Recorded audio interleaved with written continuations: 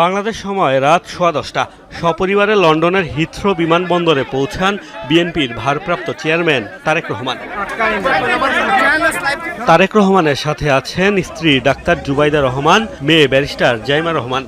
এটা বাংলাদেশের জন্য, গণতন্ত্রের জন্য এবং গণতন্ত্র উত্তরণের জন্য একটি ঐতিহাসিক ভূমিকা, এবং এই জন্য স্বতঃস্ফূর্তভাবে বাংলাদেশি দলমত নির্বিশেষে বিভিন্ন প্রফেশনাল লোকজন এখানে এসেছেন।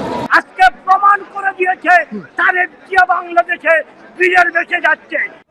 বাংলাদেশ সময় রাত 12:30টায় ঢাকার উদ্দেশ্যে হিথ্রো বিমানবন্দর ছেড়েছে তারেক রহমানকে বহনকারী বাংলাদেশ বিমানের ড্রিমলাইনার BG-202 ফ্লাইটটি। বিজনেস ক্লাসে বিএনপির ভারপ্রাপ্ত চেয়ারম্যানের সফর সঙ্গী হিসেবে আরও রয়েছেন বিশেষ সহকারী আব্দুর রহমান সানি, প্রেস উইংয়ের সদস্য সালেহ শিবলি ও জিয়াউর রহমান ফাউন্ডেশন ইউরোপ শাখার সমন্বয়ক কামাল উদ্দিন।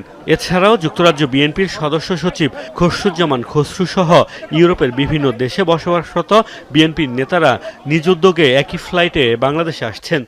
আমাদের আব্দুর রহমান সানি ভাই, আমাদের প্রান্তীয় নেতা জনাব তারেক রহমান সাহেবের